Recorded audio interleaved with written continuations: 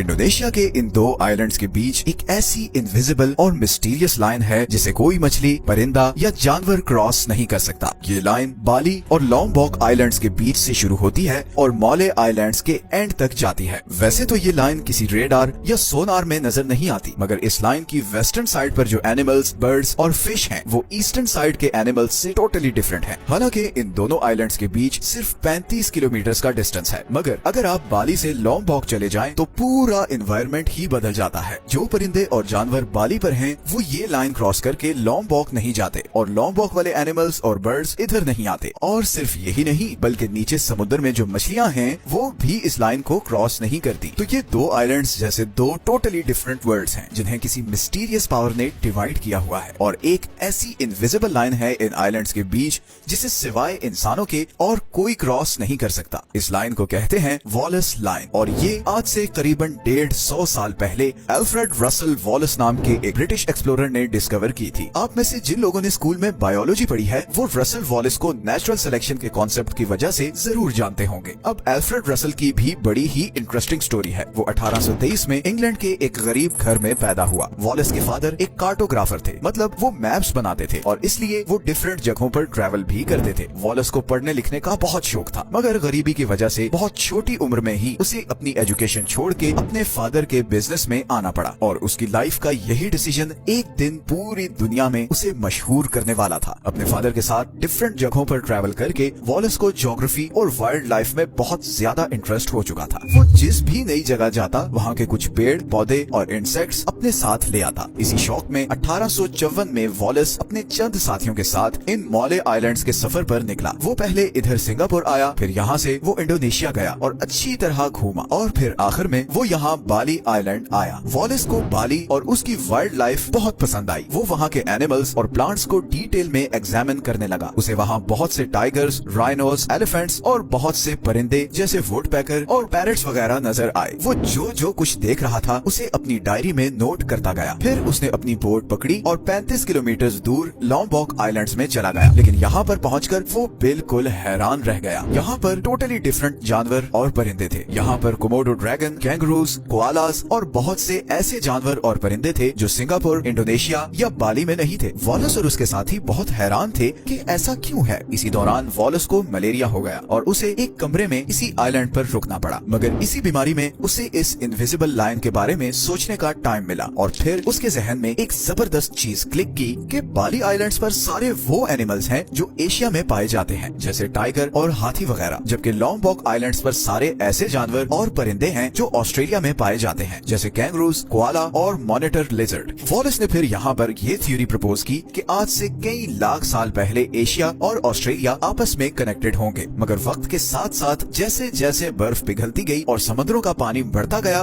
वैसे वैसे ऑस्ट्रेलिया और एशिया एक दूसरे से दूर होते गए और नतीजतन बीच में समुद्र आ गया और ऐसे आइलैंड्स बन गए। जो जानवर उस वेस्टर्न साइड पर थे वो बाली और बाकी एशिया में रह गए, और ईस्टर्न साइड वाले इधर लॉम्बॉक और ऑस्ट्रेलिया में ही रह गए। अब क्योंकि बीच में समुद्र था तो टाइगर, एलिफेंट या कैंगरूज जैसे जानवरों के लिए समुद्र को तैर कर क्रॉस करके दूसरी तरफ जाना इम्पॉसिबल था। तो एक मिस्ट्री तो सॉल्व हो गई। अब दूसरी मिस्ट्री ये थी कि परिंदे ये लाइन क्रॉस क्यों नहीं करते। लॉम्बॉक से बाली और बाली से लॉम्बॉक कोई परिंदा क्यों नहीं आता। वॉलस ने जब बाली और लॉम्बॉक आइलैंड्स पर पाए जाने वाले बर्ड्स पर दोबारा गौर किया तो उसे इस सवाल का जवाब भी मिल गया। बेसिकली इन दोनों आइलैंड्स पर नॉन माइग्रेटरी बर्ड्स रहते हैं। असल में बर्ड्स की दो टाइप्स होती हैं। एक होते हैं माइग्रेटरी बर्ड्स जो हजारों किलोमीटर का सफर करते हैं, जैसे आर्कटिक टर्न जो हर साल करीबन 90,000 किलोमीटर का डिस्टेंस ट्रैवल करके साउथ पोल से नॉर्थ पोल जाते हैं। इसी तरह साइबेरियन क्रेन्स हैं जो सर्दियों में रशिया से 5 से 10,000 किलोमीटर ट्रैवल करके चाइना, इंडिया और पाकिस्तान आते हैं। इन परिंदों के बहुत ही स्पेशल पर होते हैं जिसकी वजह से ये बहुत देर तक समुद्र के ऊपर उड़ सकते हैं। ये बिल्कुल किसी एयरप्लेन की तरह अपने विंग्स फैला लेते हैं और फिर 10-10 हजार किलोमीटर तक ऐसे ही रहते हैं। लेकिन इधर ईस्टर्न एशिया में और स्पेशली इंडोनेशिया में जो परिंदे हैं वो नॉन माइग्रेटरी हैं, मतलब वो जिस जगह पैदा होते हैं वही बस उधर ही 1 से 2 किलोमीटर की रेंज में उड़ते रहते हैं। इसीलिए इन बर्ड्स के लिए ये 35 किलोमीटर का समुद्र क्रॉस करना इम्पॉसिबल है। तो एनिमल्स और बर्ड्स की तो समझ आ गई कि वो ये लाइन क्रॉस क्यों नहीं करते। अब बाकी रह जाती हैं फिश या दूसरे समुद्री जानवर। फिश के लिए ये लाइन क्रॉस करनी क्यों मुश्किल है, ये बात वॉलेस को भी समझ नहीं आई, क्योंकि उस वक्त प्लेट टेक्टोनिक्स का कॉन्सेप्ट डिस्कवर नहीं हुआ था। आज के मॉडर्न टाइम्स में तो हम सब जानते हैं कि हमारा ये प्लेनेट स्टैटिक नहीं बल्कि डायनामिक है। ऊपर से स्मूथ नजर आने वाली इस जमीन के अंदर बहुत सी मूवमेंट्स हो रही होती हैं। हमारी जमीन की सरफेस के नीचे बहुत सी प्लेट्स हैं जो आपस में टकराती हैं, जिसकी वजह से हमारे प्लेनेट पर बहुत सी चेंजेस होती हैं। जैसे आज हम ये जानते हैं कि तकरीबन 335 मिलियन ईयर्स पहले हमारे सारे कॉन्टिनेंट्स इकट्ठे थे और हमारी जमीन में बस एक ही कॉन्टिनेंट था जिसे पैंजिया कहा जाता है। फिर टेक्टोनिक प्लेट्स की मूवमेंट की वजह से अगले कई करोड़ों सालों में ये सारा कॉन्टिनेंट टूटकर डिफरेंट कॉन्टिनेंट्स में डिवाइड होता गया। जैसे 45 मिलियन ईयर्स पहले आज जिसे हम इंडियन सब कॉन्टिनेंट कहते हैं वो ऑस्ट्रेलिया का हिस्सा था और टेक्टोनिक प्लेट्स की वजह से वो यहाँ से टूटकर ऊपर यूरेशियन प्लेट से जाकर मिल गया। इस टकराव के नतीजे में दोनों प्लेट्स की जमीन ऊपर उठकर फोल्ड हो गई और दुनिया की सबसे बड़ी माउंटेन रेंज वजूद में आई जिसे आज हम हिमालयास कहते हैं। ये जो प्लेट्स के जॉइनिंग पॉइंट्स होते हैं ये बहुत वॉलेटाइल होते हैं और ज्यादातर अर्थक्वेक्स यही से ओरिजिनेट होते हैं। इसीलिए साउथ एशिया में आने वाले ज्यादातर अर्थक्वेक्स हिमालयास हिंदुकुश रेंज में ओरिजिनेट होते हैं। इसी तरह ये मलेशिया, सिंगापुर और इंडोनेशिया का सारा एरिया भी एक बहुत बड़े टेक्टोनिक शिफ्ट का शिकार हुआ था, जिसकी वजह से यहाँ बहुत सी वोल्केनिक इरप्शंस होती रहती हैं और इसीलिए इन आइलैंड्स के बीच जो समुद्र का हिस्सा है वहाँ पर वाटर करंट इतना तेज है कि किसी भी फिश के लिए उसे क्रॉस करना बहुत मुश्किल है। इसीलिए सिर्फ 35 किलोमीटर दूर होने के बावजूद ये कोमोडो ड्रैगन्स तैर के बाली आइलैंड्स तक नहीं जा सकते और ना उधर से कोई फिश इस आइलैंड तक आ सकती है। तो ये टेक्टोनिक प्लेट शिफ्ट्स ही सबसे बड़ी वजह है इस इनविजिबल लाइन की। गो के ये थ्योरी वॉलेस की डेथ के बहुत साल बाद आई थी, मगर देखा जाए तो उसका 150 साल पहले निकाला गया कंक्लूजन बिल्कुल ठीक था। हमारी दुनिया में ऐसी और भी बहुत सी इंटरेस्टिंग और मिस्टीरियस जगह हैं जिन्हें हम आने वाली वीडियोस में एक्सप्लोर करेंगे। जैसे अभी कुछ दिन पहले ही हमने एक वीडियो बनाई थी जिसमें दिखाया था कि समुद्री जहाज साउथ अमेरिका के नीचे से क्यों नहीं गुजरते। आज की वीडियो के एंड में आपको उस वीडियो का लिंक भी मिल जाएगा। अगर आपको हमारी वीडियोस अच्छी लग रही हैं तो चैनल को सब्सक्राइब जरूर कर दें। मिलते हैं नेक्स्ट वीडियो में एक और इंटरेस्टिंग टॉपिक के साथ। अपना ख्याल रखें। अल्लाह हाफिज।